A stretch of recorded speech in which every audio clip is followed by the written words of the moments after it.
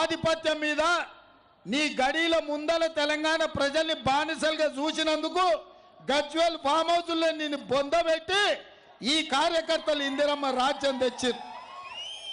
అయ్య పేరో తాత పేరో చెప్పి కేటీఆర్ లాగా మంత్రిని కాలే, బాజాబ్తా కొట్లాడి ప్రజల ఆమోదం తీసుకొని మా నాయకులు అందరూ మద్దతు ఇచ్చి నన్ను ముఖ్యమంత్రిని చేస్తే కుర్చీలో తీసుకున్నా. అల్లా తప్పగా రాలే బిడ్డ, నువ్వు అనుకుంటే దిగిపోనికే. నువ్వేదో తమాషా అనుకుంటున్నావు, ఏడాది తిరిగే లోపల మళ్ళీ అవుతాని. ఏడాది కాదు చంద్రశేఖర్ రావు, నీ జీవితంలో మళ్ళీ పదవి అనేది లేదు. నీ పదవి అయిపోయింది, నీ మందు సీస ఖాళీ అయిపోయింది. ఇక నీ జీవితంలో పదవి అనేది నీ కళ్ళతో చూడలేవు. ఇక ఇదే కాదు, నిన్న ఆయన ఖమ్మంలో చెప్తున్నాడు, వచ్చేది సంకీర్ణమే, మనకు 12 ఎంపీలు గెలిస్తే నామ నాగేశ్వరరావు మంత్రి అవుతాడని, కేంద్రంలో మంత్రి అవుతాడంట. ఎవరి చెవులో పువ్వు పెడుతున్నావు చంద్రశేఖర్ రావు నువ్వు? ఎట్లా కాంగ్రెస్కు 40 రావంటివి. కాంగ్రెస్ వాళ్ళు నిన్ను కారోని దగ్గర కూడా రానియరు.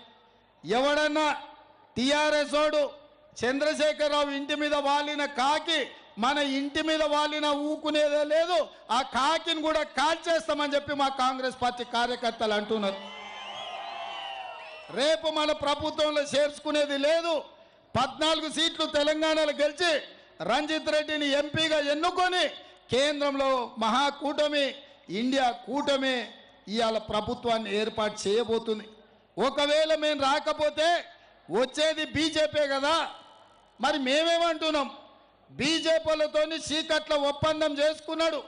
బిడ్డ బెయిల్ కోసం ఈ చేవెళ్ల నియోజకవర్గంలో కాసాని జ్ఞానేశ్వర్ను ఒక బలైన వర్గాలకు సంబంధించిన ముదిరాజు బిడ్డను ఎన్నికల్లో పెట్టి ఆయన ఎన్నికలు కూడా ప్రచారం చేస్తలేరు. ఈడ మా అక్క సబితమ్మ పొద్దటిపూటనేమో కారు గుర్తు అంటుంది, రాత్రిపూటనేమో కమలం గుర్తు అంటుంది. ఇది నిజం కాదా?